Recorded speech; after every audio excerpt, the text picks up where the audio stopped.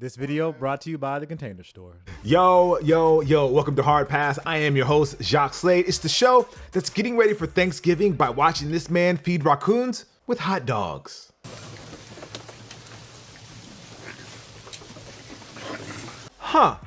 Those raccoons behave better than people who used to line up for sneakers. And that's just facts. All right, let's start with some hot takes. The return of the Nike Air Max 90 Infrared is one of the under-the-radar drops that sneakerheads have been looking forward to close out the year. And to celebrate, German boutique 43 Einhalb is teaming up with Cool Savas to give away a Mercedes-Benz 190E 1.8 that's been remixed to resemble a pair of infrared Air Max 3s. I always figured there would be more sneaker and car collabs at this point. This is probably the most high-profile sneaker car since that rich kid turned his Escalade into Yeezys. I bet somewhere a light bulb just went off in Travis Scott's head. So Hassan Minhaj was a guest on Sneaker Shopping, and he told the story of his first cool pair of kicks and how he got them. And I remember that year there were two choices. There were the Taxi 12s or the pennies. And so I went with the white and blue pennies. I still pulled them out, even I got the retro versions too, and I still Great have those. shoe. Yeah. Wait, that story sounds familiar. If you move it back 1 year, it's basically the same story as my co-rider, but with the penny one instead of the two. What matters is the choice my rider made. He could have either gone with the Air Jordan 11 and become the coolest kid in school because Jordans were true status symbols back in the days, or the Air Penny 1 because Penny Hardaway was obviously one of his favorite players and had a closer connection to him because there was an age gap that was smaller. My rider went with the Penny 1 obviously, and he treasured them like they were gold on his feet. Sadly, unlike Hassan, my co-rider is still waiting for a retro of the Air Penny 1 in white and royal blue, while we've seen the Penny 2 retro a few times, to which I say, good job with the troll, Nike. Looks like pre-distressed sneakers is starting to become a trend in the sneaker world. I assume this is because Complex posted about it on Twitter to get people all angry or happy in the mentions depending on your worldview, I guess. Here's what I think. If it's part of the story the sneaker is telling, like the Union ones where it's supposed to look like something you find at a flea market, then yeah, it works. But if you're doing it for the sake of doing it, I'd rather just wait a few years and wear them so they look like beaters. Unless you're like David Blaine or Jason Mark or some magic guy who can do the opposite and make them cleaner, then we're in business. Marc Gasol is officially a Laker, and a lot of people are taking it hard, especially Memphis Grizzlies fan. Here's the Ringer's Chris Vernon's take when it became official. I've got 4 Marc Gasol jerseys. I'll burn them all. You listening to me, Mark? I'll burn them. Side note, Chris is a first ballot. Did not expect that face when I heard that voice. Hall of Famer when I was just listening to his podcast, but we're just taking back what's truly ours. I mean, we did draft Mark, and we did do you guys a solid in the trade that got us Powell, so it'll be okay, guys. No, really. He's gonna help us win championship number 18, and we'll be straight. Speaking of the Ringer, they just rated the top 30 songs from the My Beautiful Dark Twisted Fantasy Good Friday era, which is right in my wheelhouse.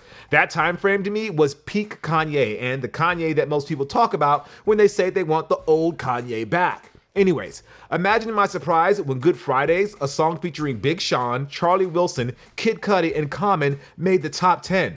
I thought I was the only one, guys, so thanks for that ranking. Now, if we can just channel the energy and vibe of that song into a sneaker, I think we'd all be in a better place instead of me just Googling definitions of nicknames of Yeezys as a bit. So, you got a sneakerhead in your life, and it's the holiday season and you want to find something for them. Well, what I'm going to suggest is that you get one of these. It's the drop front shoebox from The Container Store. This video is sponsored by them, by the way. That's why this whole thing is happening. It helps me stay organized, and it makes my shoes look a lot neater. Sometimes they can lean to the left a little bit because that would look really terrible here on this video. Also, during the holidays, shipping gets expensive and you don't know when stuff is going to come, so I would suggest that you just use the contactless curbside pickup that you can do right at The Container Store. So if you think the sneakerhead in your life wants to be a little bit more organized, or you're just tired of seeing the boxes all over the place, check these out. Let's get back to the video. So this past Sunday, The Undertaker gave his final farewell. After 30 years in the WWE as the most iconic and enduring character, Mark Calloway, aka The Undertaker, aka The American Badass, aka The Dead Man, aka Booger Red, is officially hanging them up. By the way, I still need an explanation for the Booger Red nickname. Jim Ross tried to make that a thing years ago, but it never caught on, and I still don't know what it means. Sure, there's stuff out there if you Google it, but I want to know why he thought it was a good idea. Anyways, The Undertaker is a true legend in the pro wrestling world. He's right up there with the Ric Flairs and the Randy Savages in terms of name recognition. Even the most lapsed fan who hasn't watched an episode of Raw or SmackDown in 20 years knows who the dead man is. The moment you heard the bell, you knew that business was about to pick up. And in a true testament to his commitment to the craft, he rarely broke character, even outside of the ring. While guys like Flair have been able to parlay their gimmick into other avenues that have brought them more fame, recognition, and money, Taker rarely even did that until recently. It's funny. I think what did it for me was when I saw the Taker do a promo video for Bad Bunny. Yo, Bad Bunny, it's the dead man. And I think you need to do that third show for Puerto Rico. I was like, man, my childhood just got the Tombstone power driver. And you know what? I'm fine with it. After all these years of collecting a paycheck solely from Vince McMahon, Mark Calloway, the man should be able to reap the benefits of playing the Undertaker character. He should have speaking engagements when it's safe, parts in movies and TV, sneaker collabs, anything that he can do to cash in because he deserves it. Rest in peace. Well, that's real impressive, Tyson. Oh my God! All right, listen up. If you've ever wanted to team up with me, this is your shot. To support a great cause, I'm offering you the chance to hang with me at the WWE Performance Center in Orlando. Okay, Taker the Celebrity Pitchman is still going to be weird for a while. He has given us so much, like throwing Mick Foley off a Hell in a Cell twice, and only one of those times was intentional.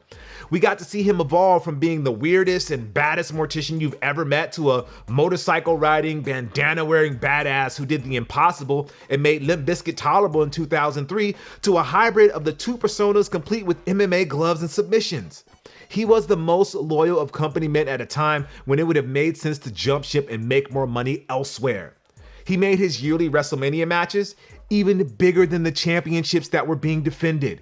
He was the leader and the measuring stick, and honestly, I doubt anybody right now or coming down the pipeline could even come close to what he's accomplished.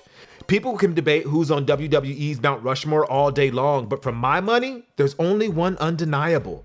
Because you can debate Austin or Rock, Savage or that guy that was in Rocky 3, Cena or Orton, Brett or Shawn, but Taker has no peer. So thank you, Mark. I mean, The Undertaker. And if you ever want to do a sneaker unboxing, you know who to call. Just leave the urn and Limp Bizkit at your place. Or I could book you for a cameo, but I doubt I'll be able to write anything better than this. Hello, Granny. It's The Undertaker. And I just wanted to wish you a late, belated, happy 91st birthday.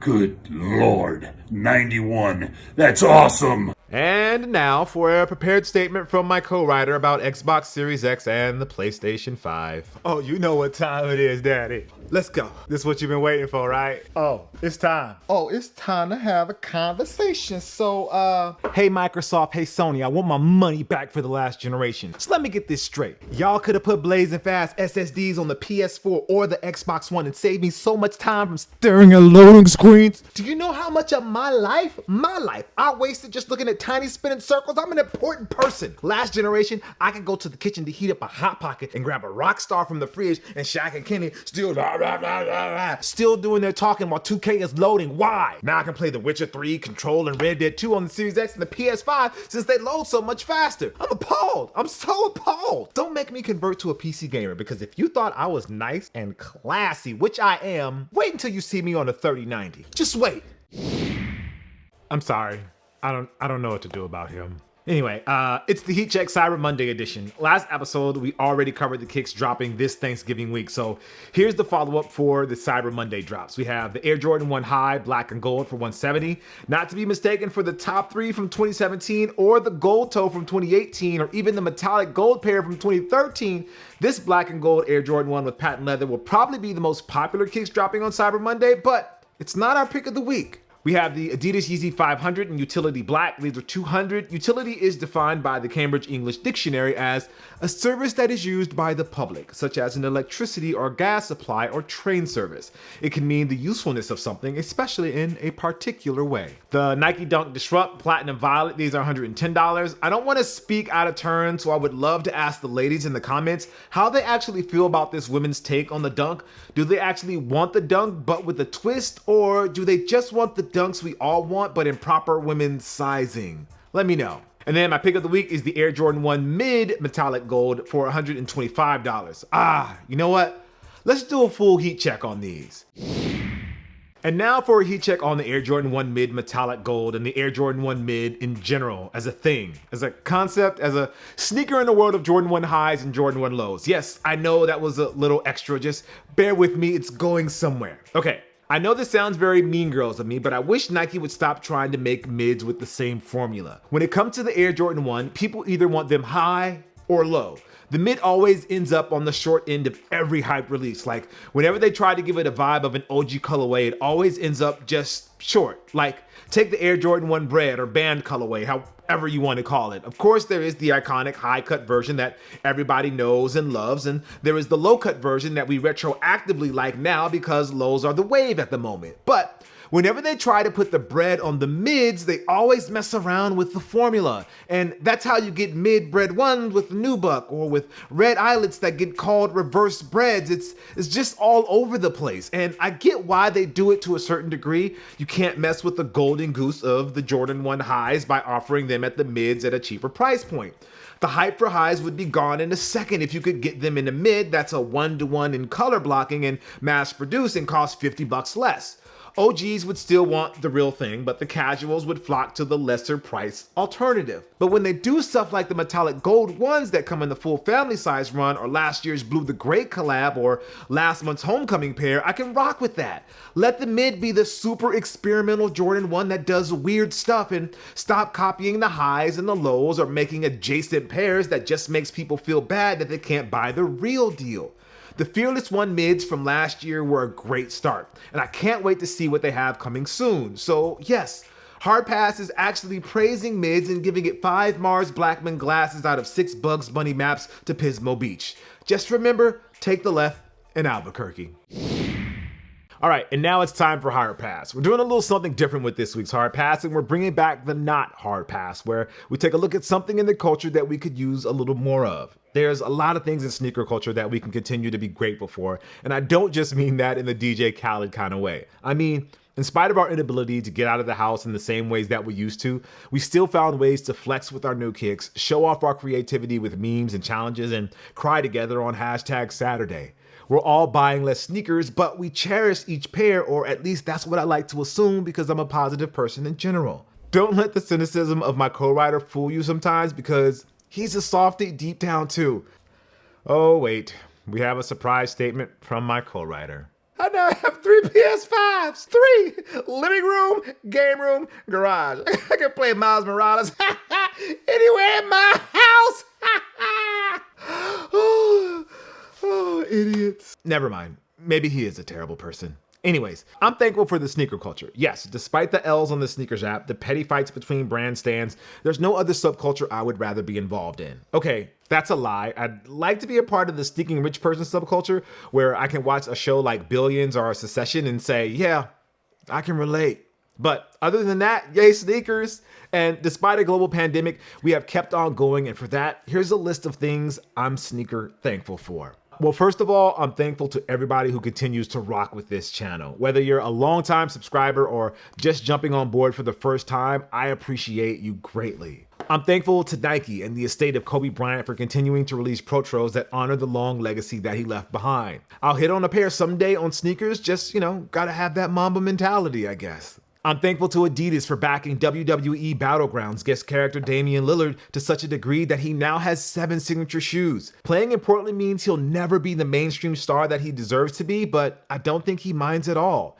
He's truly old school in that regard. I'm thankful to the sneaker blogs who continue to do it even as YouTube, Instagram, and other social media sites have come into their space and mostly copy their content. Or is it the other way around?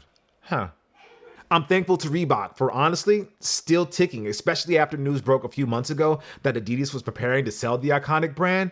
If Adidas wants to do a trade for a few Yeezys and maybe some J's, I'll gladly take Reebok off their hands. I've got some ideas. I'm thankful to the tech companies who have reached out and allowed me to explore different avenues and give you, my audience, the chance to see sneaker content in a totally new way. I'm thankful to sneaker podcasts who are doing amazing work to deliver content to those of us who want to really deep dive into the machinations of the business. I'm thankful to shows like Full Size Run who serve as inspiration for what we're trying to do here at Hard Pass, even if our shows are nothing alike and their editor is secretly the MVP of that whole operation. I'm thankful for Jordan Brand for finding new and creative ways to reach out to the sneaker community with their content post on Sneakers app. 23 Live has the potential to be something special for them with some fine tuning and maybe, I don't know, a co-hosted ride shotgun with Marcus Jordan. I'm just saying, Jordan Brand, you know where to find me. I'm thankful for New Balance for doing their own thing and building up the fun guy Kawhi Leonard as a face of their brand. They could probably use more than just one Kawhi face in their marketing, but I'm fine with what they do, baby. I'm thankful to Supreme for giving us so many ideas for Hard Pass content and like 10% of it was positive, and that's being very generous. I'm thankful for Yeezys,